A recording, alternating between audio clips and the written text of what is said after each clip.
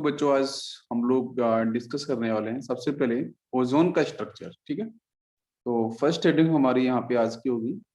ठीक है, structure of ozone.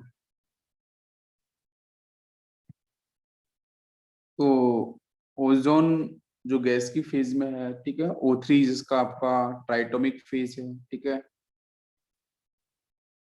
तो यहाँ पे इसका जो स्ट्रक्चर है, ये बड़ा साइंटिस्ट का नाम यहाँ पे आता है ह्यूज। ठीक है, HUGSEH 1956 के अंदर। ठीक है, 1956 में ये साइंटिस्ट हैं, इन्होंने ये जो ऑक्सीजन थी, ठीक है, उसका जो आपका ये डिफरेंट फॉर्म था, एलिमेंट फॉर्म था आपका ओजोन। ठीक है, इसका जो स्ट्रक्चर है ये इन्होंने डिफाइन किया था, और डिफाइन करने के लिए बड़ा उसमें यूज किया गया इलेक्ट्रॉन डिफ्रैक्शन टेक्नोलॉजी। ठीक है, इलेक्ट्रॉन डिफ्रैक्शन टेक्नोलॉजी। तो जब आप हायर स्टडीज में जाओगे तो इस टेक्नोलॉजी के बारे में आपको डिस्कशन बिल्कुल मिलेगा। तो इलेक्ट्रॉन, ये एडवांस टेक्नोलॉजी है, इलेक्ट्रॉन डिफ्रैक्शन टेक्नोलॉजी। इस टेक्नोलॉजी से क्या होता है बच्चों, किसी भी कंपाउंड का जो एक्चुअल रियल स्ट्रक्चर है उसके बारे में हम आइडेंटिफिकेशन कर सकते हैं, उसके बारे में जान सकते हैं। ठीक है, तो इलेक्ट्रॉन डिफ्रैक्शन टेक्नोलॉजी से ओजोन मॉलिक्यूल्स डिफाइन हुआ बच्चों बी शेप।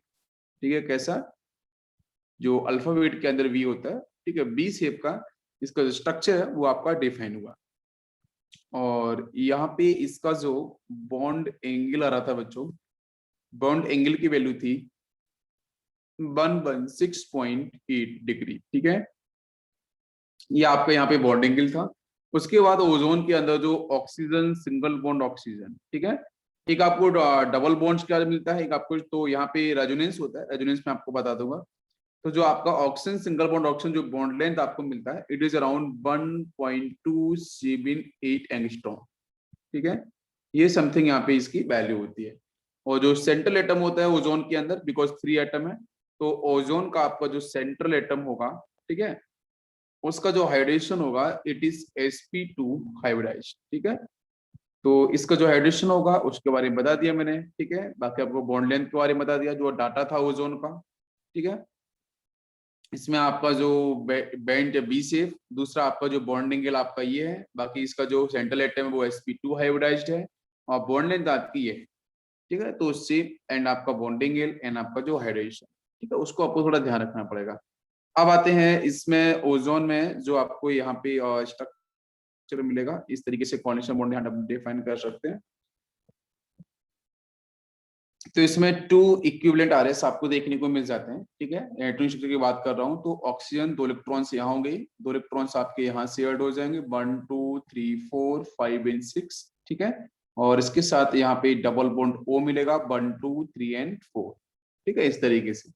और यहाँ पे ये तो आपका फर्स्ट स्ट्रक्चर है। सेकेंड स्ट्रक्चर में क्या होगा कि कोऑर्डिनेशन बॉन्ड आपका इधर डिफाइन हो जाएगा, बाकी कोऑर्डिनेशन बॉन्ड जहां डिफाइन होगा उसके पास आपको पता चलेगा 1 2 3 4, क्योंकि वहां इलेक्ट्रॉन्स आपके शेयर्ड हैं नहीं, इलेक्ट्रॉन्स आए रहे हैं। बाकी यहाँ पे आपको मिलेगा डबल बॉन्ड O, और डबल बॉन्ड O के साथ बात करेंगे तो एक लोन पेयर यहाँ पे, एक लोन पेयर यहाँ पे। ठीक है, बाकी आपका ये, तो ये आपके इस तरीके से मिलते हैं 2 इसके रेजोनेटिंग स्ट्रक्चर्स। ठीक है, ओके, तो दोनों आपको बैंड और बी से, बाकी आपका sp2 हाइब्रिडाइज्ड जो आपका रियल स्ट्रक्चर है। अब हम इसके बाद बच्चों बात करेंगे कि यहाँ पे जो ओजोन है उसका हम टेस्ट कैसे कर सकते हैं। तो ओजोन के टेस्ट के लिए, ओजोन का अगर आपको टेस्ट करना है तो टेस्ट के ऊपर भी क्वेश्चंस आते हैं। ठीक है, तो टेस्ट में बेटा सबसे फर्स्ट पॉइंट बताऊं कि इसकी स्मेल के बेस पर आइडेंटिफाई कर सकते हो। तो जैसे मैंने बताया था आपको, स्ट्रॉन्ग रॉटन स्मेल। ठीक है, तो एक तो आप स्मेल के बेस पे से आइडेंटिफाई कर सकते हो, जिसको सबसे पहले ये इसकी स्मेल के बेस पे ही डिफाइन किया गया था। सेकेंड बात जो बात करते हैं कि अगर मेटेलिक मर्करी है, मर्करी के साथ हम लोगों ने रिएक्शन पढ़ी थी, अगर हम लोग मेटेलिक मर्करी का अगर यूज करते हैं, ठीक है, तो पता है कि जो फ्लूइडिटी है, जो इसका फ्लूइड नेचर है, जहाँ पे हम लोग बात कर रही थी कि इसका जो टेलीगोप मर्करी के बारे में हम लोगों ने बात करी थी कि जिस तरीके से आपका यहाँ पे एक जो बीकर होगा, उस बीकर के अंदर अगर मर्करी को अपन बच्चों यहाँ फिल कर देते हैं, ठीक है, तो मर्करी पता है स्टिक नहीं करती है। ठीक है, उसके पीछे कोहेसिव एडिटिव फोर्स की थ्योरी भी होती है। लेकिन मरकरी जो स्टिक नहीं करती है। लेकिन अगर आपने यहाँ पे जो हम लोग बात कर रहे हैं ओजोन, ठीक है, अगर आपने ओजोन का यूज कर दिया, ठीक है, तो मरकरी स्टिक करना स्टार्ट कर देगी। तो एक तो इसका ये भी टेस्ट हो जाएगा, ठीक है। तो मरकरी का जो फ्लूइडिटी नेचर है, हाँ डेफिनेटली वो आपका क्या होगा, यहाँ पे लिखा है स्टिक होती है in the presence of,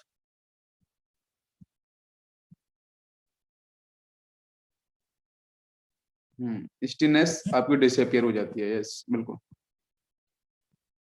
correct, ठीक है। इसके बारे में कल मैंने डिस्कस किया था। ये दो टेस्ट है। तीसरे टेस्ट के बारे में बात करते हैं। तो यहाँ पे आप लोग ले सकते हो, ये ऑर्गेनिक केमिस्ट्री थोड़ा सेक्शन है, आप यहाँ पे एल्कोहलिक सॉल्यूशन ले सकते हो। अगर एल्कोहलिक सॉल्यूशन के साथ अगर आपने यहाँ पे ओजोन का यूज किया, तो एल्कोहलिक सॉल्यूशंस बेटा क्या होगा, वहां से एक ब्राउन कलर का आपका, ठीक है, ब्राउन कलर का आपका एक कंपाउंड वहां पे क्या होगा, ठीक है, एक पीपीटी आपकी वहां पे जनरेट होगी। अगर आपने अल्कोहल का यूज कर दिया, ठीक है, तो अल्कोहल के साथ भी ओजोन हम यूज कर सकते हैं, जिसकी वजह से यहाँ पे टेस्ट को हम डिफाइन कर सकते हैं। सभी को यहाँ तक क्लियर हो गया है? बताओ जरा। Yes okay.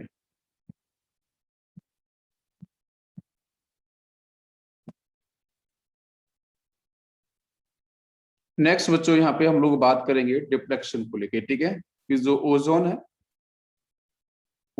उसका जो डिफ्लेक्शन है वो किस तरीके से होता है। तो आपको पता है कि जो सुपरसोनिक जो हमारे जेट्स होते हैं, जो एरोप्लेन्स होते हैं, ठीक है, वो एनो जो गैस है वो एज ए बाई प्रोडक्ट वो आपको प्रोड्यूस करते हैं।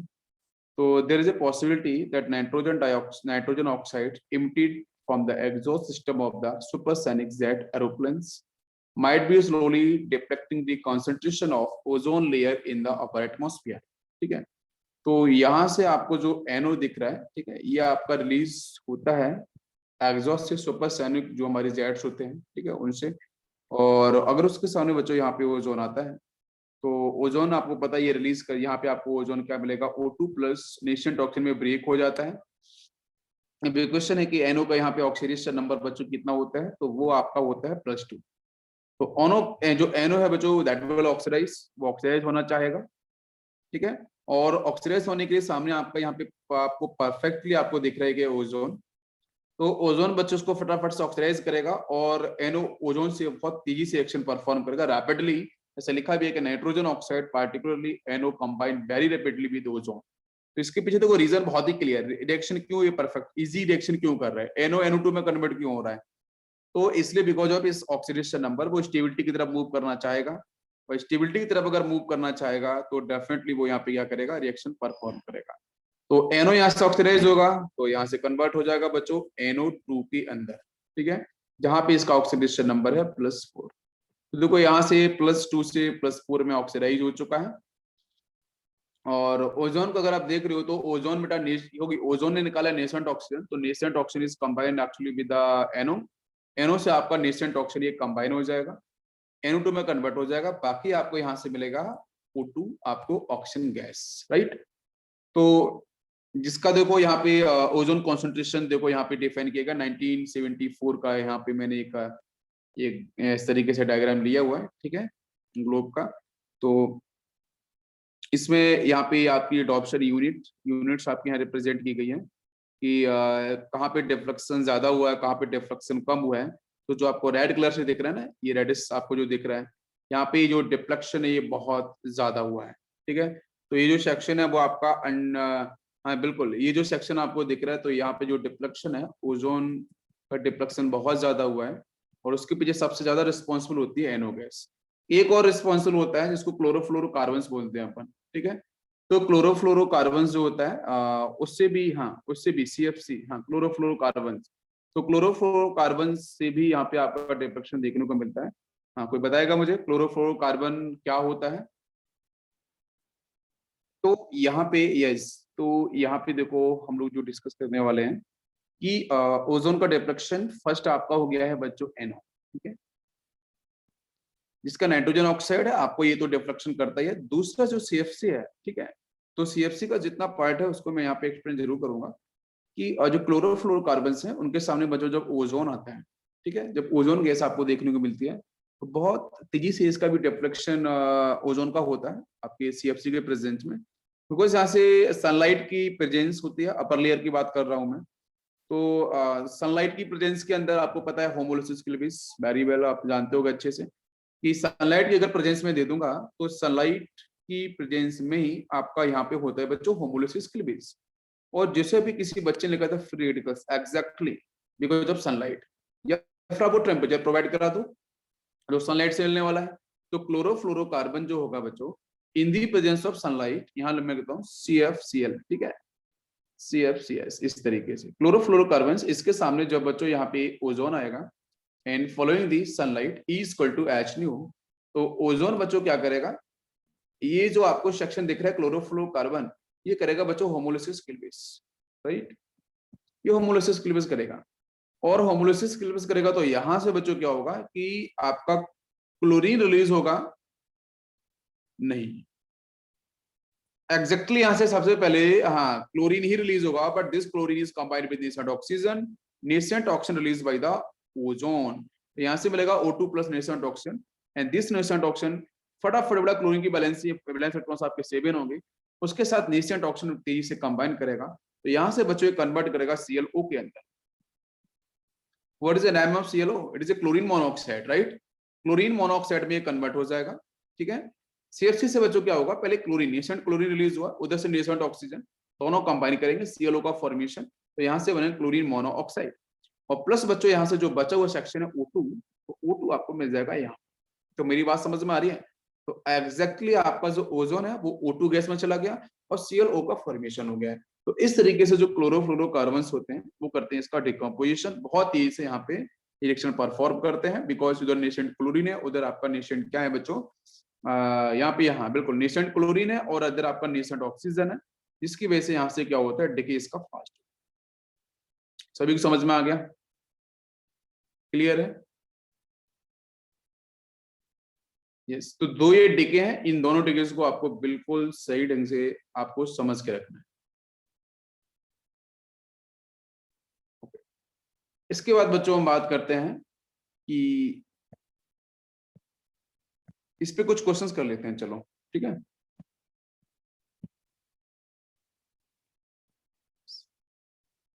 क्वेश्चंस करते हैं इसके ऊपर, पहले एक छोटा सा पॉइंट है इसको समझ लेते हैं, ठीक है।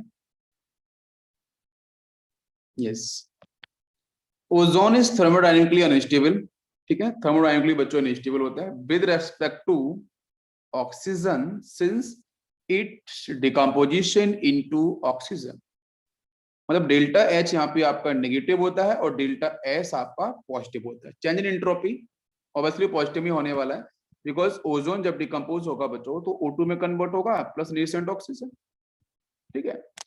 तो यहाँ बिल्कुल, तो यहाँ पे आपका जो I am explaining about why it is exothermic, ठीक है, because you know exothermic reactions में हमेशा प्रोडक्ट की स्टेबिलिटी ज्यादा होती है, राइट, और रिएक्शन फॉरवर्ड डायरेक्शन में जाती है। लेकिन क्वेश्चन तो आपका ये है, मैं जो पूरा बोलना चाह रहा हूँ वो समझो। जो ओजोन है उसका डिकम्पोजिशन होगा तो वहां से मिलेगा आपको O2 और नेसेंट ऑक्सीजन, ठीक है। नेसेंट ऑक्सीजन की एक्टिविटी बहुत हाई है, ठीक है, तो नेचर में प्रेजेंट जो आपका ऑक्सीजन होगा उस ऑक्सीजन के साथ यही नेसेंट ऑक्सीजन कंबाइन करेगा, तो फिर से यहाँ पे बनाता है ओजोन, राइट। तो ये प्रोसेस कंटिन्यूसली आपका चलता रहता है। ओजोन से O2 के बाद नेसेंट ऑक्सीजन कंबाइन करेगा, है ना, जो मॉलिक्यूलर ऑक्सीजन के साथ, और फिर वहां से ओजोन बन जाए। ये प्रोसेस कंटिन्यूसली आपका मूवमेंट में, जैसे यहाँ पे देखो दिखाई भी गया, ये देखो प्रोसेस, ठीक है। लेकिन क्वेश्चन ये है कि यहाँ पे delta H negative, thermodynamically concept की बात कर रहा हूं मैं, तो डेल्टा H अगर नेगेटिव है तो मेरा क्वेश्चन ये है आप लोगों से कि अगर जिन भी बच्चों ने थर्मोडायनेमिक्स पढ़ी है तो थर्मोडायनेमिक्स में एक फॉर्मूला आता है बच्चों, बहुत पॉपुलर फॉर्मूला है ना, तो थर्मोडायनेमिक्स में आपने डेल्टा G के ऊपर एक फॉर्मूला पढ़ा होगा, ठीक है। तो मेरा क्वेश्चन ये है कि delta G is equal to क्या होता है बच्चों, बताओ जरा। Delta G is equal to last में होता है minus T into delta S, उसके पहले क्या होता है डेल्टा H, ये होता है। अगर आप लोगों ने पढ़ा है आपने फर्स्ट लॉ, ठीक है, थर्मोडायनेमिक्स में जो आता है फर्स्ट लॉ आता है, उसमें अगर आपने पढ़ा होगा तो यहाँ से ये आपका जो एक्सप्लेनेशन वो निकल के आता है डेल्टा जी वाला, ठीक। और इसी से बनती है बच्चों आपकी इलेक्ट्रोकेमिस्ट्री के अंदर ईएमएफ की इक्वेशन। जो ईएमएफ सेल निकालते हैं ना, EMF cell is equal to E naught cell minus 0.06 या 0.0592 डिवाइड बाय एनएफ, ठीक है, लॉग बेस 10, ठीक है। अच्छा, तो यहाँ पे क्वेश्चन हमारा ये है कि ये जो इक्वेशन है, इस इक्वेशन से डेल्टा जी में डिफाइन करने वाला हूँ, because delta G will define if delta G is a negative, तो definitely reaction will moves in forward direction. तो हाउ वी कैन डिफाइन कि डेल्टा जी आपके यहाँ पे नेगेटिव में आए? तो आपको पहले से पता है कि डेल्टा एच की वैल्यू कैसी है, नेगेटिव। तो नेगेटिव मतलब यहाँ पे जो भी टर्म आएगा वो नेगेटिव में आएगा एक्जेक्टली। डेल्टा एस पॉजिटिव में क्यों? क्योंकि जो एटम ब्रेक हुआ है O3 ब्रेक हुआ है, तो 2 एटम बन चुके हैं, तो मतलब वहां पे इंट्रोपी बढ़ गई है, नंबर ऑफ पार्टिकल्स इंक्रीज हो चुके हैं, एंट्रोपी विल इंक्रीज। तो डेल्टा एस फाइनली आपको इंक्रीज दिखेगा, राइट। तो डेल्टा एस यहाँ पे क्या होगा, positive. But this positive and negative multiplication is negative, आपको रिजल्टेंट मिलेगा। और this delta S also in negative, तो इधर भी नेगेटिव उधर भी नेगेटिव, तो फाइनल रिजल्ट किस में आएगा, डेल्टा जी। बताओ मुझे, डेल्टा जी का फाइनल क्या आएगा, नेगेटिव आएगा।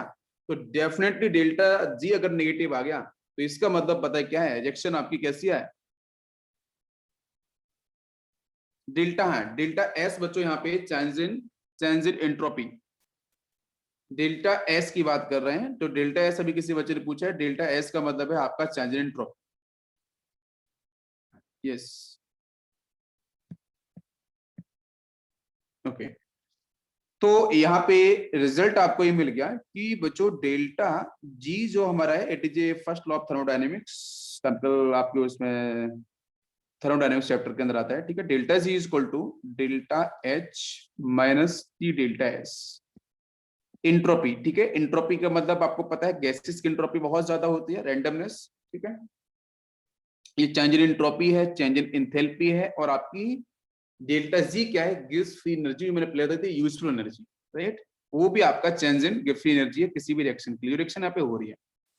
तो डेल्टा एच आपका, जब ओजोन की हम बात करते हैं, ओजोन और O2 की, तो दोनों में से स्टेबल कौन सा होता है, O2 अधिक स्टेबल होता है ओजोन से, ठीक है। थर्मोडायनेमिक स्टेबिलिटी की बात करूं तो ऑक्सीजन की स्टेबिलिटी ज्यादा होती है as compare to ozone. Ozone कम स्टेबल क्यों है, बिकॉज अगर ओजोन अनस्टेबल है तो ओजोन कंटिन्यूअसली कन्वर्ट होता रहेगा आपके O2 के अंदर, ठीक है। अगर इसके हम बैलेंसिंग की बात करेंगे तो यहाँ पे मैं इसके 3 मोल्स ले सकता हूँ, यहाँ पे इसके 2 मोल्स ले सकता हूँ, बैलेंसिंग बराबर हो जाएगी। अब चेक करके देख, इधर कितना हो गया है भाई, वो नेसेंट ऑक्सीजन कैंसिल हो जाएगा ना, आप उसको इस तरीके से लिख लो। देखो ओजोन सबसे पहले कन्वर्ट किस में हो जाएगा, मुझे बताओ, O2 में कन्वर्ट होगा, नेसेंट ऑक्सीजन आपका रिलीज होगा, और यही नेसेंट ऑक्सीजन फर्दर आपका कंबाइन हो जाएगा O2 के साथ, जो मॉलिक्यूल ऑक्सीजन प्रेजेंट है।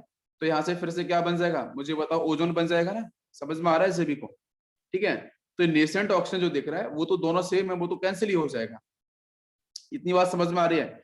नेसेंट ऑक्सीजन तो आपका यहाँ पे दोनों जगह फिनिश ही हो जाएगा, तो बचेगा इंटर कन्वर्जन। इंटर कन्वर्जन क्या कि भाई ओजोन से O2 बन रहा है, और ओजोन आप इधर O2 से ओजोन बन रहा है, तो इसलिए हम इसको रिजल्टेंट जो हम लिख सकते हैं वो ये वाला फॉर्म लिख सकते हैं, राइट। कि भाई साहब यहाँ पे 3 मोल्स ऑफ O2, ठीक है, यहाँ पे इक्विलिब्रियम शिफ्ट होता है, और यहाँ से 2 मोल्स ऑफ ओजोन मैं यहाँ पे डिफाइन कर सकता हूँ, ठीक है। अगर थर्मोडायनामिक की बात आ जाए तो आपका O2 ज्यादा स्टेबल है ओजोन से, ओजोन डिकम्पोज होगा, क्यों होगा, उसके पीछे रीजन है कि उसका डेल्टा एच कैसा है, नेगेटिव है, डेल्टा एस पॉजिटिव है, change in entropy, right, because number of atoms आपके यहाँ पे इंक्रीज करेंगे, ओजोन को ब्रेक करने के साथ नंबर ऑफ एटम्स इंक्रीज, तो एंट्रोपी की वैल्यू पॉजिटिव में जाएगी, डेल्टा एच यहाँ पे होता है आपका नेगेटिव। तो जिसको मैंने आपको बता दिया कि delta G is equal to होता है बेटा, फर्स्ट लॉ ऑफ थर्मोडायनामिक्स बोलता है माइनस टी डेल्टा एस, ठीक है। यहाँ से delta G negative, because delta H already आपका नेगेटिव में है, और डेल्टा एस आपका पॉजिटिव में है, तो वही पॉजिटिव नेगेटिव नेगेटिव पूरा टर्म आपका नेगेटिव हो जाएगा, और फ्रंट पे भी आपका नेगेटिव है, तो नेगेटिव नेगेटिव नेगेटिव ही मिलेगा डेल्टा जी। और डेल्टा जी अगर बच्चों नेगेटिव है तो रिएक्शन डेफिनेटली आपकी मूव करेगी फॉरवर्ड डायरेक्शन के अंदर, ठीक है। इतनी बात सभी को समझ में आ गई, क्लियर है। तो मैं बोल सकता हूँ 2 molecules of ozone gives 3 molecules of O2, clear है, सभी को समझ में आ रहा है। डेल्टा जी डेल्टा एस की, हाँ डेल्टा जी नेगेटिव हो गया, डेल्टा एच की बात करें तो वो ये नेगेटिव में आता है, नेगेटिव मतलब ये -142 होता है, -142 किलोजूल पर मोल, ठीक है, -142 किलोजूल पर मोल, ये पूरा है। अब इसके बाद नेक्स्ट हम लोग बात करते हैं कि due to is with which is liberate atoms of nascent oxygen, ठीक है, जो रिएक्शन में लिख रखा है बेटा, it acts as powerful oxidising agent. तो बहुत अच्छा ऑक्सीडाइजिंग एजेंट है बिकॉज नेसेंट ऑक्सीजन को फटाफट ही रिलीज कर रहा है। और ऑब्वियसली रिएक्शन बेटा फॉरवर्ड डायरेक्शन में ही जाएगी। अगर मैं पूछूं आपसे कि ओजोन का कन्वर्जन O2 में plus nascent oxygen, obviously reaction forward में क्यों जाने वाली है, बिकॉज थर्मोडायनेमिकली O2 अधिक स्टेबल है, तो जो ज्यादा स्टेबल है obviously product is more stable, तो definitely reaction will moves in forward direction. ये मैथमेटिकली एक्सप्लेनेशन मैंने आपको यहाँ पे दे दिया। सभी को समझ में आ गया, क्लियर हो गया यहाँ तक? चलो इसके बाद बच्चों कुछ आपकी इंपॉर्टेंट रिएक्शंस है, देख लो। जैसे मैंने कल डिस्कशन किया था कि लेड सल्फाइड कन्वर्ट किस में होगा, लेड सल्फेट में। आप यहाँ सल्फेट बन रहा है तो बेटा +6 ऑक्सीडेशन नंबर होगा, सल्फाइड में यहाँ -2 है तो -2 से +6 हो रहा है, ऑब्वियसली यहाँ पे आपका ऑक्सीडेशन होगा। इजी है। अगर इसका ऑक्सीडेशन है तो बेटा आप ये भी बात समझ लो कि -2 से +6 अगर ये ऑक्सीडेशन कर रहा है तो यहाँ पे ओजोन क्या कर रहा है, ओजोन यहाँ पे आपको पता है कि ये नेसेंट ऑक्सीजन रिलीज करेगा, वही नेसेंट ऑक्सीजन इस सल्फाइड को कन्वर्ट करेगा सल्फेट में, और ओजोन से O2 प्लस नेसेंट तो O2 आपको फाइनली यहाँ पे मिल जाएगा। इसी तरीके से आपके यहाँ पे I- आयोडाइड सॉल्यूशन है, एक्वस मीडियम के साथ है, एक्वस मतलब वाटर मॉलिक्यूल्स लिक्विड दिखाई देगा, और प्लस बच्चों यहाँ पे ओजोन लिया है, तो ओजोन क्या करेगा, उसको I- को I2 में कन्वर्ट करेगा, मतलब ये -1 से आपके 0 में आ रहा है, ऑक्सीडेशन कर रहा है, राइट। और बाकी वाटर मॉलिक्यूल्स, जो वाटर मॉलिक्यूल है वहां से आपको यहाँ से OH- देखने को मिलेगा, और लास्ट में बच्चों ओजोन से आपको O2 गैस लास्ट में एज ए रिजल्टेंट आपको मिल जाएगी। तो ये कुछ कॉमन रिएक्शंस हैं। अब बात करेंगे हम लोग यहाँ पे किसका यूज बच्चों हम जर्मिसाइड्स में यूज करते हैं, डिसइंफेक्टेंट में sterilising of water, also used in bleaching oils, कलमेंटेशन ivory, flour in starch, act as oxidising agent the manufacture of potassium permanganate. Potassium permanganate जो है, ठीक है, उसके जो फॉर्मेशन मैन्युफैक्चर है उसके अंदर भी हम लोग क्या करते हैं, ओजोन का यूज करते हैं एज ए ऑक्सीडाइजिंग एजेंट। यहां तक सभी को क्लियर? चलो बच्चों फर्स्ट क्वेश्चन है, ozone layer is being depleted, this is due to, बताओ मुझे। ओजोन लेयर आपकी डिप्लेक्टेड हो रही है तो ये इसके पीछे रीजन क्या है, कौन सा ऑप्शन होना चाहिए? थिंक कर लो फिर अच्छे से बताओ।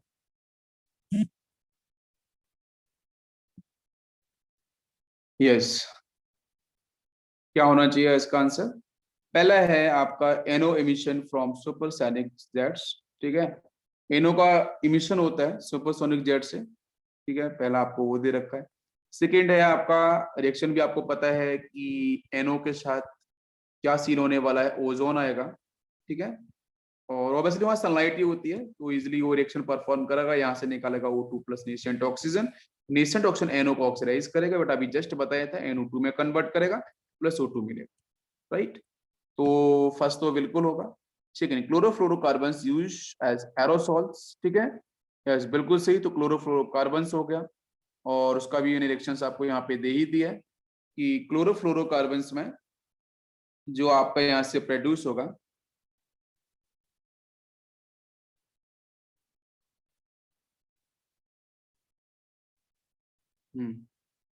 एक सेकंड कैसे, एक ए, तो बच्चों यहां से हमारा आंसर हो जाएगा both A and B, right. ये आपको प्रोसेस मैंने अभी थोड़ी देर पहले डिस्कस किया था, ये रिएक्शन मैकेनिज्म पूरा। तो चलो ये क्वेश्चन क्लियर हो गया है, अब चलते हैं हम लोग नेक्स्ट। देख सकते हो अभी एक्सप्लेनेशन पूरा किया था, वो एक्सप्लेनेशन आपको दिख रहा है, राइट, और मैं PPT भी आपको शेयर कर दूंगा, वो आप लोग देख लेना, ठीक। ओके,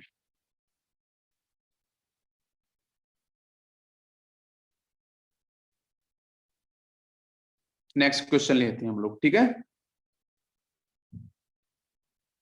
नेक्स्ट क्वेश्चन है, which of the following is not oxidise by ozone, ठीक है। तो इसमें आपको ये करना है कि वही ओजोन के द्वारा ऑक्सीडाइज कौन नहीं होगा, बताओ। पोटेशियम आयोडाइड में क्या दिख रहा है, अभी I- वाला बताया था, I- कन्वर्ट किस में हो जाएगा बताओ बच्चों, I2 में, इजी है बिल्कुल। दूसरा FeSO4 यहाँ +2 है तो यहाँ +3 में कन्वर्ट हो जाएगा इजिली, कोई इशू नहीं है, कोई दिक्कत नहीं है, ठीक है, ये आराम से कन्वर्ट हो रहे हैं, आराम से ऑक्सीडाइज हो रहे हैं। KMnO4 है, और दूसरा है K2M1O4 दे रखा है, COD सी ऑप्शन में दे रखा है KMnO4, ये सी ऑप्शन है, और डी ऑप्शन बेटा दे रखा है K2MnO4, ठीक है। तो ऑक्सीडाइज कौन होता है? जिसका लोअर ऑक्सीडेशन नंबर हो वही ऑक्सीडाइज होगा, जो ऑलरेडी हाईएस्ट स्टेट में होगा वो कैसे ऑक्सीडाइज होगा? अच्छा, KMnO4 के अंदर मुझे बताओ ऑक्सीडेशन नंबर क्या है? KMnO4 में आपका +7, ठीक है। K2MnO4 में बात करते हैं तो यहाँ क्या मिलता है? MnO4-2, आयोनाइज कर लो आप सीधा, तो यहाँ से x + 4 × -2 is -8 = -2। -8 को आप इधर लेके चले जाओ तो बच्चों x = आ जाएगा आपका +6। परफेक्ट। -2 इधर से आपका +8 हो जाएगा +6। तो ऑब्वियसली जिसका ऑक्सीडेशन नंबर कम है दैट विल ऑक्सीडाइज, वही ऑक्सीडाइज होगा। बात समझ में आ रही है? जो ऑलरेडी हाईएस्ट ऑक्सीडेशन नंबर में है क्या वो +7 से +7 में जंप करेगा? और ऑफलाइन सेशन में आपको सारे के सारे डी ब्लॉक एलिमेंट के ऑक्सीडेशन नंबर में लिखा चुका हूं, कौन कौन से कहां तक वैरी करते हैं एग्जैक्टली। तो हमारा आंसर कौन सा होगा बच्चों? KMnO4। समझ में आ गया? क्लियर है? ऑलरेडी हाईएस्ट ऑक्सीडेशन नंबर में तो कोई भी चेंज होने वाला नहीं है। नेक्स्ट बच्चों बात करते हैं सल्फर। अब कहानी स्टार्ट होगी सल्फर के साथ। तो ओजोन के बारे में कुछ क्वेश्चंस हम लोगों ने कर लिए हैं जिससे आपको थोड़ा बहुत आइडिया। चलो, तो बच्चों सबसे पहले मैं बात करूंगा ओजोन एंड हाइड्रोजन परऑक्साइड। इन दोनों का नेचर और बिहेवियर बिल्कुल एक जैसा है, ओजोन गैस का और H2O2 हाइड्रोजन परऑक्साइड, दोनों का नेचर लगभग एक जैसा है। तो आप लोग आंसर करना फटाफट से, ठीक है। मैं पूछना स्टार्ट करूंगा। सबसे पहले मुझे बताओ ओजोन का कलर, ओजोन का कलर बताओ बेटा। सभी का माइक ऑन है, बताओ ओजोन का कलर कैसा है? Pale yellow, pale blue blue blue blue है ना? Pale blue gas, perfect. And smell, smell आपको ऑलरेडी पता है, रोटन, स्ट्रॉन्ग रोटन स्मेल। अब आते हैं, यस अब टाइप भी करो जो बच्चे नहीं बोल पा रहे हैं, ठीक है। H2O2 की बात करते हैं तो बेटा ये कैसा होता है? इसका कोई कलर नहीं होता, it is actually colourless, it is actually colourless. H2O2 का बहुत यूज है, इसलिए मैं H2O2 यहाँ पे एक्सप्लेन कर रहा हूँ थोड़ा सा। H2O2 बच्चों कलरलेस होता है, ऑडियोलेस होता है, और सिरपी जो सिरप होता है ना, सिरप जो आते हैं मार्केट में उस तरीके से लिक्विड होता है, ठीक है। ऑडियोलेस होता है, कलरलेस होता है, परफेक्ट। लेकिन ओजोन का बेटा स्मेल भी है, रोटन स्मेल है स्ट्रॉन्ग, और आपकी पेल ब्लू गैस भी है। सेकेंड मैं पूछूंगा आपसे कि जो ओजोन है क्या वो बच्चों पोटेशियम पर मैग्नेट को बताओ मुझे डीकलराइज कर सकता है क्या? KMnO4 का कलर पता है, पोटेशियम पर मैग्नेट, पोटेशियम पर से बच्चों पर्पल, ठीक है। कि पर्पल कलर को बच्चों यहाँ पे डीकलराइज करेगा, उसको फिनिश करेगा, हाँ पिंक, यस। बताओ मुझे KMnO4 का जो कलर है, मैं सीधा सा पूछूंगा, या एसिडिफाइड पोटेशियम पर मैग्नेट जो है क्या उसको ओजोन डीकलराइज करता है? यस और नो? नहीं करता है, बिल्कुल भी डीकलराइज ओजोन नहीं करता है। लेकिन अगर मैं यहाँ पे बात करूं सेकेंड H2O2 के साथ, तो एसिडिफाइड पोटेशियम पर मैग्नेट जो है KMnO4 है, इसको H2O2 जो है बच्चों वो इसे डीकलराइज करता है। पहले तो समझ लो ये आपका है O2 प्लस नेसेंट ऑक्सीजन, यहाँ भी नेसेंट ऑक्सीजन, यहाँ से मिलता है water molecules plus nascent oxygen, दोनों ही नेसेंट ऑक्सीजन को रिलीज करते हैं। ये इंपॉर्टेंट कहानी है। तो एक क्वेश्चन बहुत अच्छा बन सकता है यहाँ पे कि KMnO4 डीकलराइज नहीं होता है in the presence of ozone, but H2O2 की प्रेजेंस में आपका डीकलराइज हो जाएगा, ठीक है। ये डिफरेंस सबसे इंपॉर्टेंट है, इसको ध्यान रखना, क्वेश्चंस आ सकता है। नेक्स्ट मैं पूछूं, अगर बच्चों में मरकरी यूज करता हूं, ध्यान दो, मरकरी के साथ ओजोन, तो जैसा आपको पता है रिएक्शन, आपको पता है कि मरकरी का जो मेनिस्कस बिहेवियर है, जो स्टिक नहीं करता है, MENISCUS, मरकरी का जो मेनिस्कस बिहेवियर है, जो स्टिकनेस मतलब जो स्टिक नहीं करता है, स्टिकलेस रहता है, ठीक है। तो अगर ओजोन के कांटेक्ट में अगर मरकरी आता है तो बच्चों इसका जो मेनिस्कस बिहेवियर है that will lose, start sticking, तो स्टिकिंग करना स्टार्ट करें ग्लास के साथ। लेकिन क्वेश्चन हमारा है क्या H2O2 के साथ ऐसा होगा? तो मरकरी बच्चों बिल्कुल भी H2O2 के साथ कोई भी रिएक्शन परफॉर्म नहीं करती है, लेकिन यहाँ बिल्कुल करेगी। तो differences is very important. H2O2 बहुत इंपॉर्टेंट एजेंट है हमारे लिए, ठीक है, ऑक्सीडाइजिंग एजेंट, इसलिए सभी को ध्यान देना है। मरकरी के साथ में डिस्कस कर दे रहा हूँ।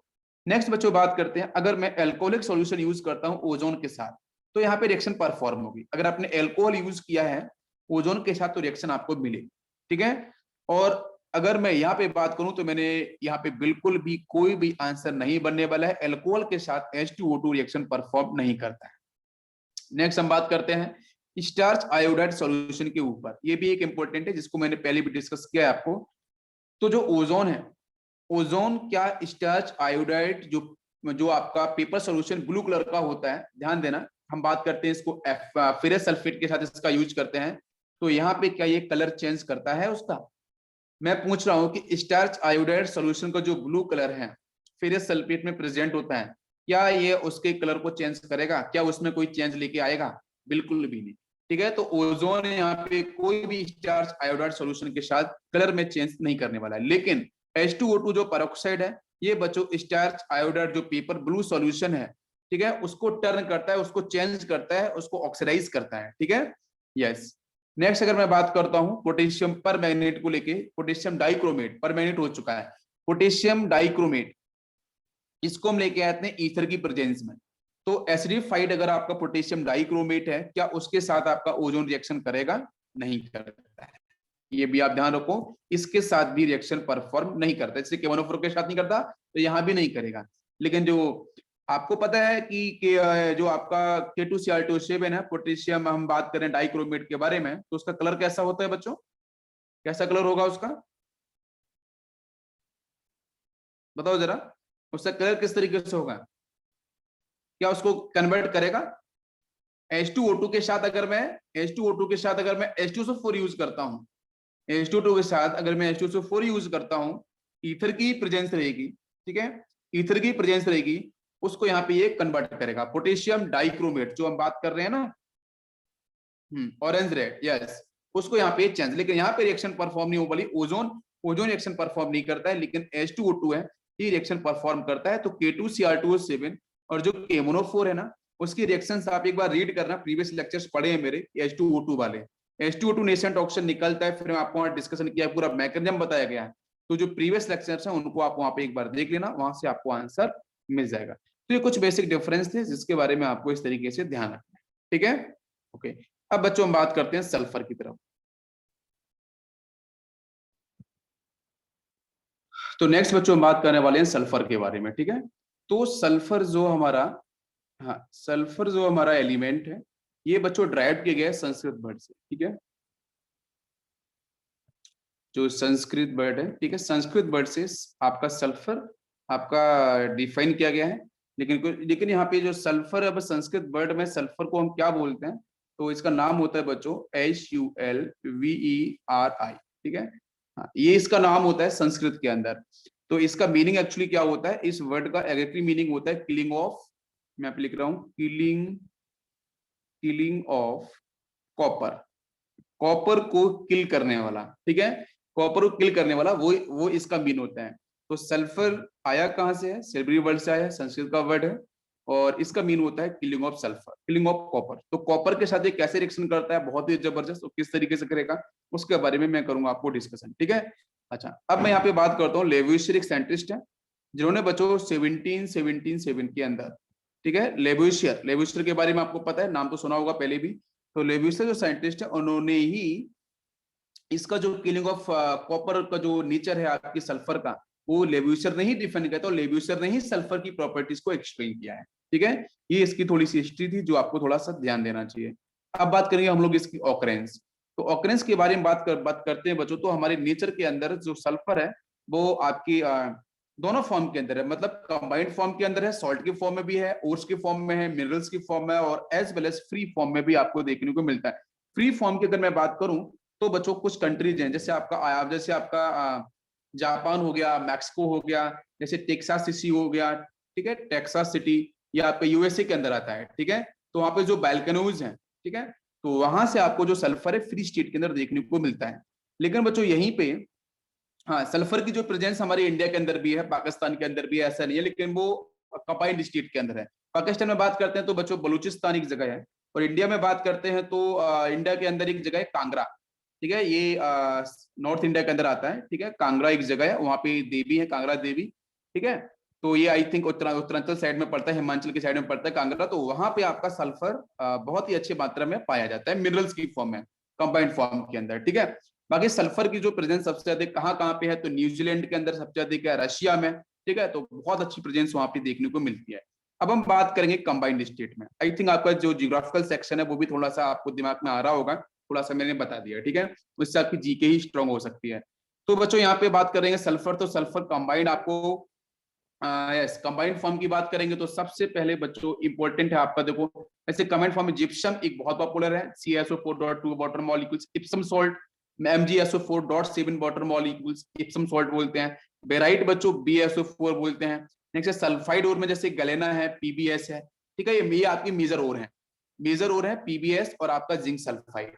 नेक्स्ट बच्चों कॉपर फाइराइड CuFeS2, इनकी जो मॉलिक्यूलर फॉर्मूले है ना वो ध्यान रखना। हम और का एक्सट्रैक्शन जब करेंगे ना बच्चों, सल्फाइड और कार्बोनेट चोर, तो मेटर्जी के अंदर मैं इसको डिफाइन जरूर करूंगा कि इनका एक्सट्रैक्शन किस किस तरीके से करते हैं, लेकिन अभी आप सिर्फ इसको वहां पे कैल्सिनेशन, रोस्टिंग, डिफरेंट प्रोसेस में लेके आऊंगा, इनकम्प्लीट कम्बिशन एंड कंप्लीट कम्बिशन, तो मैं एक्सप्लेन करूंगा, ठीक है, बिल्कुल, ठीक है। तो यहाँ पे आपको ये इसकी जो सल्फाइड्स हो रहे हैं ये इंपॉर्टेंट है, इन तीनों का ध्यान रखना है कि हम लोग गलेना किसको बोलते हैं, जिंक ब्लेंड किसको बोलते हैं, कॉपर पायराइड किसको बोलते हैं, ये कुछ आपकी कॉमन ओर्स है। यस, अब इसके बाद यस नेक्स्ट बच्चों बात करते हैं कुछ और भी इसकी ओर्स हैं, कुछ और भी डिफरेंट ओर्स हैं, जिसमें हम बात करते हैं गैलेना, तो मुझे बताओ गैलेना का फॉर्मूला बच्चों क्या होता है, लेड का होता है, lead sulphide, this is galena actually, ठीक है। मैं अगर बात करता हूँ सिनेवार, CINNAVAR, इसका मतलब बेटा ये मरकरी की ओर होती है, HgS। मैं अगर बात करता हूँ पायराइट, ठीक है, पायराइट के बारे में बात करते हैं तो ये होती है आपकी FeS2, ठीक है। और इसके बाद बच्चों एक और ऊर आती है जिसमें जिंक सल्फाइड, जिसको मैंने अभी आपको पढ़ाया था, इसके नाम से और कॉल करते हैं, दिस इज आल्सो कॉल्ड इस्फ्लोराइट, ठीक है, RIT, ठीक है। तो ये सारे के सारी देख सकते हो आपकी सल्फाइड ओर है, ठीक है, सल्फाइड ओर है, और एक कंबाइंड फॉर्म के अंदर सॉल्ट के फॉर्म में, मिनरल्स के फॉर्म के अंदर नेचर में प्रेजेंट होती है, तो इनके नाम जो है ना वो थोड़ा सा आपको ध्यान रखना पड़ेगा। यस, जिप्सम का क्वेश्चन पूछा था अभी ओम ने, जिप्सम बेटा वही CaSO4.2 वाटर मॉलिक्यूल्स होता है, वही आपका जिप्सम होता है, ठीक है।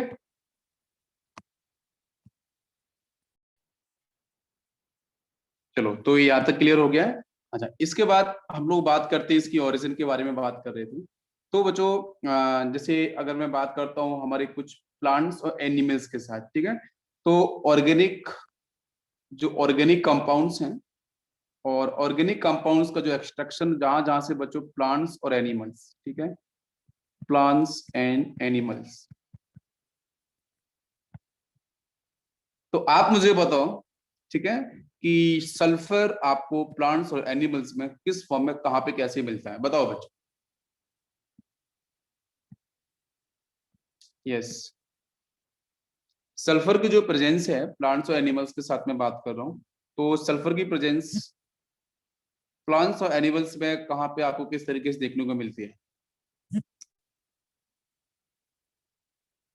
तो देखो इसमें आपको बहुत अच्छे पता है प्रोटीन, ठीक है, कुछ पर्टिकुलर प्रोटीन्स है उसके अंदर भी आपको सल्फर की प्रेजेंस मिलती है। दूसरा एग, ठीक है, यस, उसके साथ हम बात करते हैं तो ऐसे मस्टर्ड, ठीक है, प्लांट, यस, मस्टर्ड के बाद बात करते हैं तो बच्चों गार्लिक, ठीक है, ऑनियन, ठीक है, और बात करते हैं तो हेयर, ठीक है, नेक्स्ट इज बूल, ठीक है, ये कुछ कॉमन एग्जांपल्स हैं, ठीक है, जहां पे आपको सल्फर, आपको जिसको बोलते हैं ऑर्गेनिक सल्फर, कार्बन के साथ सल्फर, ठीक है, ऑर्गेनिक सल्फर आपको यहाँ सब जगह आपको देखने को मिलती है, ये कुछ कॉमन एग्जांपल है। ओके, यहाँ तक सभी क्लियर हो गया सल्फर की प्रेजेंस। अब सल्फर को हम लोग किस तरीके से करते हैं एक्सट्रैक्ट, तो उसके ऊपर थोड़ा सा समझने की कोशिश करते हैं। तो सल्फर को एक्सट्रैक्शन बच्चों एक आपकी एक प्रोसेस होता है जिसमें हम सल्फर बियरिंग रूप करके बोलते हैं, इसको हम लोग एक्सट्रैक्ट कैसे करते हैं तो उसको समझाता हूं मैं। देखो जैसे मान के चलो यहाँ पे सॉइल और रॉक है, ये लेयर मैंने बना ली, इसके नीचे हम ले लेते हैं सॉइल एंड रॉक, ठीक, और यहाँ से इस तरीके से हम पाइप कनेक्ट करते हैं ये, ठीक है। पाइप इस तरीके से होते हैं, उनको मैं कनेक्ट करता हूँ, ठीक है। फर्स्ट एंड नेक्स्ट इसके क्लोज रहेगा आपका ये सेकेंड। नेक्स्ट यहाँ से इसकी ओपनिंग होती है इस तरीके से। नेक्स्ट पाइप आपका इस तरीके से मिलेगा, इसको हम यहाँ कर लेते हैं कनेक्ट, और इसकी ओपनिंग कुछ इस तरह मिलेगी आपको। नेक्स्ट पाइप आपका यहाँ मिलेगा, एक पाइप इसमें और कनेक्ट रहता है इस तरीके से यहाँ पे, ठीक है। तो सॉइल एंड रॉक मतलब हम जमीन के अंदर की बात कर रहे हैं, अर्थ के अंदर की बात कर रहे हैं, ठीक है। तो वहां पे अगर आपकी सल्फाइड ओर प्रेजेंट है, अगर वहां पे सल्फाइड ओर अगर आपकी प्रेजेंट है, तो हम लोग कैसे उनको बाहर निकाल पाते हैं? तो बहुत ही अच्छी टेक्निक होती है। हम क्या करते हैं, सबसे पहले हम लोग जो यहाँ पे नीचे आपकी एयर प्रेजेंट, जो नीचे आपकी सल्फाइड्स प्रेजेंट है, तो हम इसमें सबसे पहले इस बीकर, इस पर्टिकुलर मतलब हम बोल सकते हैं कंटेनर के थ्रू हम लोग क्या कर सकते हैं, यहाँ से हम लोग पास कराते हैं बच्चों कंप्रेस्ड एयर, ठीक है। कंप्रेस्ड एयर पास कराते हैं। कंप्रेस्ड एयर पास कराएंगे, वो यहाँ से नीचे आएगी, ठीक है। नीचे आने के बाद यहाँ पे जो भी सल्फर की आपकी, जो भी सल्फाइड की आपकी रॉक्स होंगी, ठीक है, और इधर से हम लोग यहाँ से एंटर कराते हैं हॉट वाटर, ठीक है, गर्म पानी। हॉट वाटर पे लगभग हम मान के टेम्परेचर समथिंग बेटा होता है यहाँ पे, क्योंकि इसकी जो है ना, मैं आपको बताऊं, यहाँ पे 99.5% हम निकाल सकते हैं सल्फर इस प्रोसेस से। तो हॉट वाटर डालेंगे जिसका टेम्परेचर बेटा समथिंग होता है आपका 250 डिग्री सेल्सियस से ऊपर ही होता है, उसको हम डालेंगे। तो डालने के बाद जब ये नीचे आएगा यहाँ पे हॉट वाटर, तो जो भी सल्फाइड्स आपकी ओर्स होंगी, तो बच्चों वो मिल्ट करना स्टार्ट करेंगे, ठीक है, मिल्ट करना स्टार्ट करेंगे। और मिल्ट करेंगे तो ऊपर से कंप्रेस्ड एयर भी आ रही है, ये बात समझो आप। तो ये जो आपकी यहाँ पे सल्फर जब मिल्ट करेगी, जो इसके रॉक्स हैं वो मिल्ट करनी स्टार्ट होंगी, तो यहाँ से यहाँ पे बाहर से कंप्रेस्ड एयर आई, वो इसे कंप्रेस करी, और यहाँ से बच्चों इस जगह से, यहाँ से जो मिल्ट पार्ट है ना, वो यहाँ से एक्सट्रैक्ट करना, यहाँ से बाहर निकलना स्टार्ट करेगा। आपको मेरी बात समझ में आ रही है? यहाँ से निकलना स्टार्ट करेगा, और ये जो बीक का ये दिख रहा है, इसके साथ भी यहाँ से हम लोग क्या करते हैं, हॉट एयर या हॉट वाटर को हम पास कराते हैं। इधर से भी, यहाँ से भी हॉट वाटर आ रहा है, उधर से भी हॉट वाटर आ रहा है, बीच वाले जो पाइप लगा रखा है उससे मैंने कंप्रेस्ड एयर को पास कराया। और बाकी जो ये जो सिस्टम देख रहे हैं, एक तो ये वाला पाइप, एक ये वाला पाइप, इन दोनों पास से क्या होगा, नीचे से प्रेशर बनेगा, और ऊपर से आपको यहाँ पे जो सल्फाइड्स हो रहे हैं, ठीक है, वो आपको यहाँ पे लिक्विड फेज में बाहर निकल आएंगे। आपको मेरी बात समझ में आ रही है? बहुत ही अच्छा टेक्निक है, इसको इंडियन गवर्नमेंट यूज करती है, अलग अलग जगह यूज करती है, ठीक है। जहाँ पे स्टोन्स वगैरह और अलग अलग जगह जहाँ पे माउंटेन्स होती हैं, अगर वहां पे कोई ओर्स मिलती है, तो वहां पे इस टेक्निक का यूज करते हैं। हम डिप में इसको क्या करेंगे, सॉइल और रॉक्स में काफी हम डेप्थ में ले जाते हैं पाइप्स को, और उनको फिट करते हैं। इधर से हम ऊपर से कंप्रेस्ड एयर लेके आएंगे बीच में से, बाकी दोनों साइड से हॉट वाटर डालेंगे हम लोग, डिपेंड अपॉन टेम्परेचर के नीचे का जो मुझे मेटल निकालना है, जो मुझे नॉन मेटल निकालना है, उसका बॉइलिंग पॉइंट या उसका, हाँ, उसका बॉइलिंग पॉइंट वगैरह कितना है। तो जैसे वो ऊपर से आएगा, उसको मिल्ट करना स्टार्ट करेगा रॉक्स को, तो वहां से सल्फर निकलेगा, ऊपर से कंप्रेस्ड एयर आ रहा है, कंप्रेस्ड इसको पुश करेगा, और वो बाहर निकल के आ जाएगा लिक्विड फेज में। आपको मेरी बात समझ में आ रही है? सभी क्लियर हो रहा है? ठीक है, इसी को हम लोग बोलते हैं इसका, हाँ, इसका ये देखो इजी, आपको समझ में आएगा किस तरीके से बाहर आएगा। तो ये हम एक्सट्रैक्शन टेक्नोलॉजी के अंदर यूज करते हैं, फ्रेश प्रोसेस, बिल्कुल सही है, करेक्ट है, FRASCH, ठीक है, FRASCH, इस प्रोसेस का यही नाम है। इसके बाद देखो हम बात करेंगे, हाँ, सल्फर को हम लोग एक प्रोसेस से और बच्चों निकालते हैं, एक होता है आपका लेवांस प्रोसेस, ठीक है, C then apostrophe S, ठीक है, लेवांस प्रोसेस, इसके थ्रू भी हम लोग सल्फर को रिलीज करते हैं। लेकिन यहाँ पे क्या देखते हैं कि आपके जो एल्कली मेटल्स हैं, एल्कली मेटल्स में एल्कली जो बेस्ड होते हैं, एल्कली बेस्ड का मतलब पता है आपके एल्काइन बेस्ड भी होते हैं, जैसे कैल्शियम का है, सोडियम के कार्बोनेट्स वगैरह है, वहां से भी। जैसे मैं आपको रिएक्शन बताऊं, जैसे आपको नेचर से मिल गया, आपको सपोज कैल्शियम का सल्फाइड, और उसके साथ आपने पास इसकी प्रोसेस रिएक्शन की, इसका जो प्रोसेस के रिएक्शंस बता रहा हूँ, पहले स्टेप में क्या होगा, कैल्शियम सल्फाइड मिल गया, वाटर मॉलिक्यूल्स लेकर आए मैंने, कार्बन डाइऑक्साइड गैसेस के साथ पास कराई। तो यहाँ से आपको पता है दोनों कॉम्बिनेशन से क्या मिल जाएगा, बताओ जरा, यहाँ से क्या बनेगा, H2CO3 बनेगा, ठीक है, ये एसिड की तरह बिहेव करेगा, ये बेस की तरह बिहेव करेगा, रिएक्शन परफॉर्म करेगा, तो यहाँ से बना लेगा CaCO3 प्लस आपको मिल जाएगा H2S। क्लियर है? H2S फर्स्ट स्टेप के अंदर। सेकेंड स्टेप में क्या होगा कि वो जो H2S बना है, उसके साथ मैं हॉट एयर पास कराऊंगा, यहाँ से ये एयर की प्रेजेंस है, ठीक है, हॉट एयर में पास कराऊंगा, तो H2S बेटा जो यहाँ से होगा, सल्फर आपका ऑक्सीडेशन माइनस में होगा, ये ऑक्सीडाइज हो जाएगा, ये जीरो में कन्वर्ट होता है, तो यहाँ H2S से क्या होगा, वो सल्फर कन्वर्ट हो जाएगा, बाकी ऑक्सीजन इससे कनेक्ट होगा, तो यहाँ से बन जाएगा आपका फाइनली वाटर मॉलिक्यूल्स। तो देखो यहाँ से भी सल्फर आपको देखने को मिल रही है।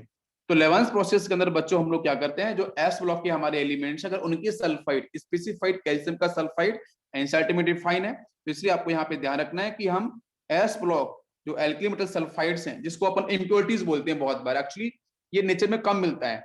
ये क्या होता है, ये डी ब्लॉक के जो एलिमेंट्स हैं, डी ब्लॉक के जो मेटल्स हैं, या जो पी ब्लॉक के जो मेटल्स हैं, ठीक है, उन मेटल्स के साथ एज ए इम्प्योरिटी आपकी कैल्शियम सल्फाइड प्रेजेंट होती है, ठीक है, एज ए इम्प्योरिटी प्रेजेंट होती है। तो वहां से हम लोग इससे सिंपल प्रोसेस है कि वाटर प्लस CO2 आप पास कराओ, सर्कुलेशन कराओ, तो ये आपको सिंपल सॉल्ट मिल जाएगा, बाकी ये गैस मिलेगा, ठीक है। इसके साथ हम ऑक्सीजन को कंबाइन कराएंगे, सर्कुलेशन कराएंगे, तो यहाँ से सल्फर एंड आपका वाटर मॉलिक्यूल्स इजिली बाहर निकल जाएगा। बात मेरी समझ में आई?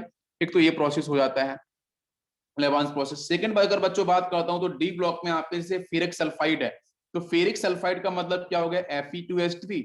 तो फेरिक सल्फाइड के साथ अगर मैं इसका ऑक्सीडेशन कराता हूं फेरस सल्फाइड का, तो यहां से भी हमें डायरेक्ट आंसर मिलता है, क्या मिलता है, Fe2H3 है ना, ये ऑक्सीजन को बेटा यहां से लेगा आयरन, ये कन्वर्ट हो जाएगा ऑक्साइड में Fe2O3 के अंदर, और प्लस यहां से क्या करेगा 6 मोल ऑफ सल्फर यहां से आपके रिलीज कर देगा। इसी तरीके से होता है आयरन का आपका, जैसे हम आयरन पायराइड बोलते हैं, जो होता है आपका FeS2, आयरन पायराइड FeS2, और फेरिक सल्फाइड, ये ऊपर वाला सेक्शन फेरिक सल्फाइड है, ये आपका आयरन पायराइड है, ठीक है। बहुत अच्छा सोर्स होता है सल्फर का, बहुत, मैंने आपको एग्जांपल दिया था ओवर्स में सल्फाइड वाले, अच्छा सोर्स है सल्फर आपके सल्फर का। इसको बच्चों में करते हैं डिस्टिल्ड, इसको हम डिस्टिल्ड करते हैं, डिस्टिल्ड करने के बाद यहां से मिलता है आपका Fe3S4 प्लस आपका 2 मोल्स ऑफ सल्फर। तो ये सल्फर यहाँ पे और बन रहा है, तो फिर क्या करते हैं, इसको हम हीटअप करते हैं, तो फिर जब इसको हीटअप करेंगे इस ऑक्सीजन की प्रेजेंस में, तो बेटा ये कन्वर्ट हो जाएगा Fe3O4 के अंदर, ठीक है। लिटिल बिट अमाउंट आपका Fe2O3 भी मिलता है, और प्लस यहाँ से सल्फर और एक्स्ट्रा मिलेगा। तो समझ सकते हो पहले मैंने क्या किया है, FeS2 को हाईली कॉन्सेंट्रेटेड किया। डिस्टिलेशन प्रोसेस का मतलब है कि FeS2 जो मिल रहा है आयरन पायराइड, उसको पहले आप क्या करो, उसका कॉन्सेंट्रेशन बढ़ाओ। तो कॉन्सेंट्रेशन पहले मैंने इसका बढ़ा दिया, और कॉन्सेंट्रेशन बढ़ाने के बाद मैंने इसको क्या किया कि एक तो सल्फर यहां से मिल गया, फिर मैंने इसको ऑक्सीडाइज करा दिया, तो यहाँ से आपको दो टाइप के ऑक्सीजन मिलेंगे, उससे आपको मतलब है नहीं, आपको आंसर की सल्फर, एक बार सल्फर यहाँ मिला, एक बार सल्फर यहाँ मिला। इसलिए यहाँ पे क्या होता है कि आयरन पायराइड बहुत अच्छे प्रेजेंस के साथ सल्फर आपकी यहाँ पे डिफाइन होती है। अब बात करेंगे हम लोग एलोट्रोपिक फॉर्म में।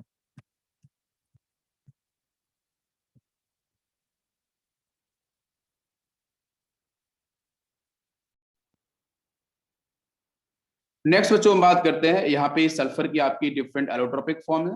एलोट्रोपिक फॉर्म के बारे में बात करते हैं, तो सिर्फ एलोट्रोपिक फॉर्म को आप समझ लो। पहला बच्चों होता है रोम्बिक सल्फर, ठीक है। रोम्बिक सल्फर के नाम और होता है, rhombic sulphur is also called octahedral sulphur, जिसको हम लोग एल्फा सल्फर के नाम से भी कॉल करते हैं, एल्फा सल्फर, ऑक्टाहाइड्रल या फिर एल्फा सल्फर, ठीक है। इसके बाद प्रॉपर्टीज आपको इतना कोई जानने की जरूरत नहीं है, मैं थोड़ा बहुत बता देता हूँ कि आपका जो रोम्बिक सल्फर है, ये बेटा कॉमन फॉर्म है आपकी सल्फर की, इसका कलर होता है आपका पेल येलो कलर, ठीक है, पेल येलो कलर, जैसा आपको दिख भी रहा है, आप देख सकते हो, this is pale yellow, perfect है बेटा। इसे क्रिस्टल्स ऊपर दिखाई गए हैं, ठीक है, दिख रहा है आपको, this is pale yellow crystals, ठीक है। बाकी इसमें आपकी इसमें ग्रेविटी वगैरह आती है, ये सब ये आपको नहीं देखना है, क्योंकि ज्यादा कुछ डिफाइन इसमें है नहीं, ठीक है। हाँ, उस पर इतना ध्यान नहीं देना है। S8 की फॉर्म है, हाँ, वो S8 इसका स्ट्रक्चर फॉर्मूला S8 वो लिखा भी है, उसमें देख लो, S8 इसका होता है आपका स्ट्रक्चरल फॉर्मूला, ठीक है। ओके, अगर इस रोम्बिक सल्फर को, अगर बेटा इस रोम्बिक सल्फर को मैं हीट कर देता हूँ 96 डिग्री सेल्सियस पे, रोम्बिक सल्फर को मैं हीट कर दूं 96 डिग्री सेल्सियस पे, तो बच्चों कन्वर्ट होगा मोनोक्लिनिक सल्फर में। किसमें कन्वर्ट हो जाएगा, मोनोक्लिनिक सल्फर में, जिसको हम लोग बोलते हैं, this is also called beta sulphur. Monoclinic को बोलते हैं बीटा सल्फर, उसको बोलते हैं अल्फा सल्फर, रोम्बिक को इसको बोलते हैं बीटा सल्फर। एक इसका नाम और होता है आल्सो कॉल्ड प्रिस्मेटिव, ठीक है, PRISMATIC, प्रिस्मेटिक सल्फर। ये भी इसी का, ये नाम तीनों एक ही है, मोनोक्लिनिक बोलो, बीटा बोलो, प्रिस्मेटिक बोलो, सब आपके एक ही एक है, ठीक है। और इसको बनाना है तो आपका रोम्बिक सल्फर को आप 96 डिग्री सेल्सियस पे हीट कर दो, तो आपको इजीली यहाँ पे मोनोक्लिनिक सल्फर मिल जाएगी। समझ में आ गया? लेकिन अब अगर मैं 96 के ऊपर जाता हूं, हाँ, तो वहां पे इसकी स्टेबिलिटी मिलती है, बिकॉज भाई 96 तक क्या होगा कि मोनोक्लिनिक जो रोम्बिक है वो मोनोक्लिनिक कन्वर्ट हो जाएगा, तो अगर यहाँ से टेम्परेचर 96 से ऊपर जाएगा तो इसकी अनस्टेबिलिटी होगी, तो 96 के नीचे अगर जो भी टेम्परेचर होंगे तो उस पे मोनोक्लिनिक सल्फर क्या होती है, स्टेबल होती है। जैसे मैं बोलूं 95.6 डिग्री सेल्सियस, तो इस पे स्टेबल होगा, बिकॉज आपको पता है कि 96 पे ऊपर गया तो मोनोक्लिनिक सल्फर क्या होगा, फिर से लिक्विड फेज में कन्वर्ट होगा, वेपराइज होगा। तो उसके नीचे वाले टेम्परेचर जो 96 के नीचे वाले, वो सारे के सारे क्या है, इसके स्टेबल फेज है, स्टेबल टेम्परेचर है। ठीक है, ओके, सभी को यहां तक क्लियर हो गया? इसके बाद बच्चों बात करते हैं कि यहाँ पे ये इक्विलिब्रियम में होता है, ये ध्यान दो, ये इक्विलिब्रियम में मिलता है रोम्बिक और मोनोक्लिनिक। अगर टेम्परेचर आपका होगा वही 95.6 समथिंग, ऐसा 95.6 डिग्री सेल्सियस रखेंगे तो इस पे इक्विलिब्रियम देखने को मिलता है। 96 कर देंगे तो रोम्बिक पूरी तरीके से मोनोक्लिनिक में कन्वर्ट हो जाएगा, लेकिन अगर मैं 95.6 रखता हूं तो यहाँ पे मिलेगा आपको इक्विलिब्रियम। नेक्स्ट आता है बच्चों प्लास्टिक सल्फर। एक पार्ट और आता है जिसमें हम बात करते हैं प्लास्टिक सल्फर के बारे में। प्लास्टिक सल्फर, ये इसके स्ट्रक्चर्स हैं, S8 फॉर्म ऊपर दिख रहा है।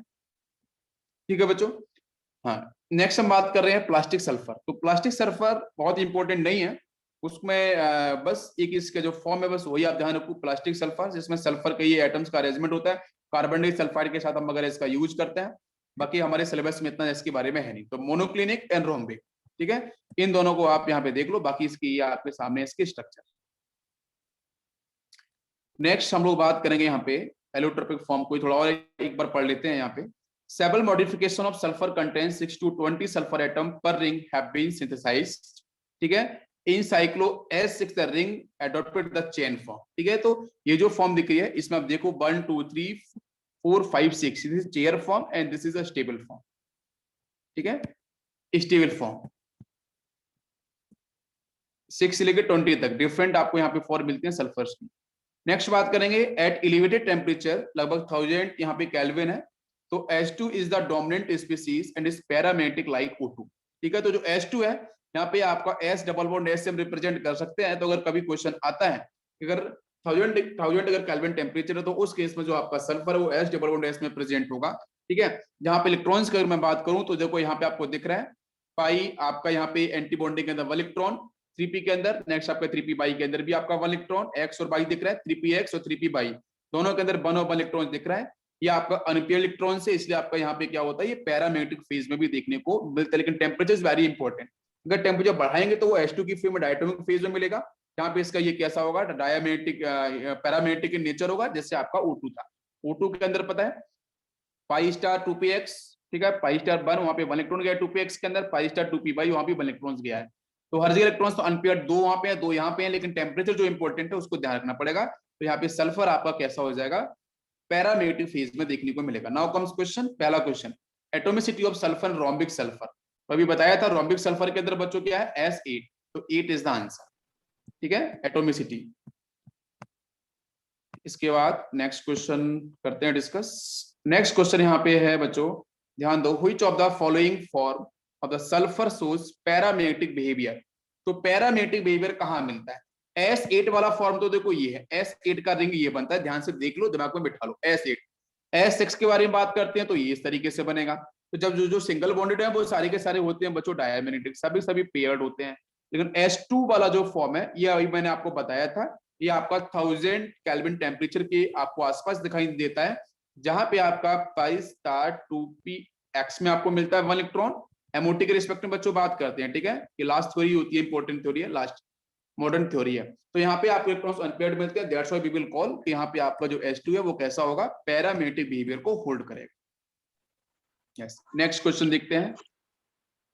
यस, नेक्स्ट क्वेश्चन है, which of the following statement regarding sulphur is incorrect. Incorrect कौन सा है बताओ बच्चों, H2 molecules is paramagnetic, it is correct, yes ये करेक्ट है। सेकंड है, vapour says 200 degree Celsius consist mostly of S8 ring. 200 मतलब बहुत हाई टेम्परेचर S8 की फॉर्म देखने को मिलेगी, ये भी सही है। नेक्स्ट है एट आपका इन केस में गलत पूछा है, at 600 degree Celsius the gas mainly consist of H2 molecules।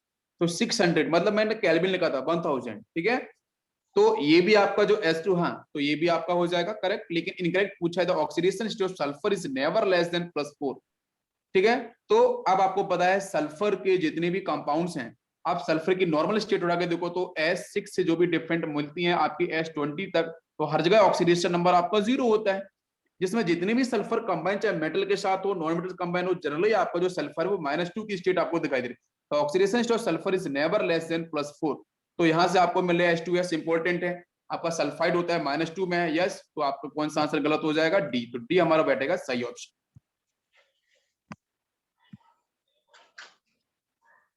Okay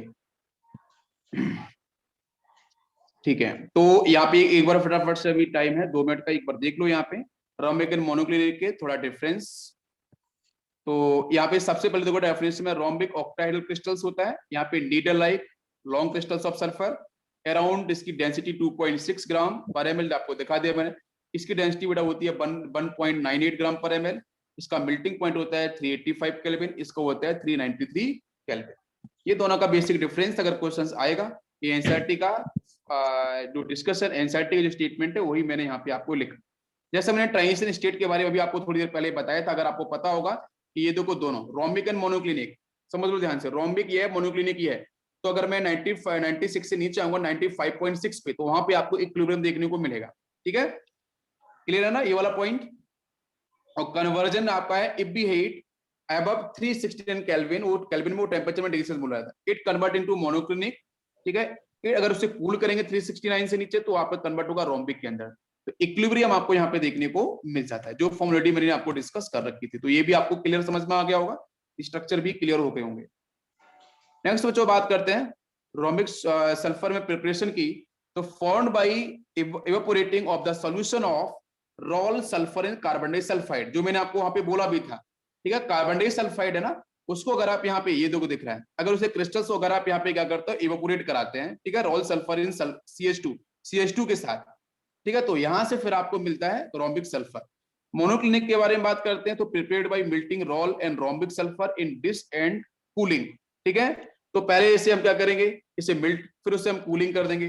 तो फिर यहाँ से आपके नीडल लाइक स्ट्रक्चर्स, आपको ये जो क्रिस्टल्स मिल रहे हैं यहाँ पे, नीडल लाइक स्ट्रक्चर जो होगा वो मोनोक्लिनिक को रिप्रेजेंट करेगा।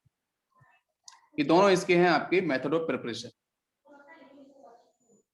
नेक्स्ट क्वेश्चन है, आई थिंक टाइम हो गया है। ठीक है, तो चलो बच्चों ये क्वेश्चंस मैं आपको बाकी एक बार शेयर कर दूंगा।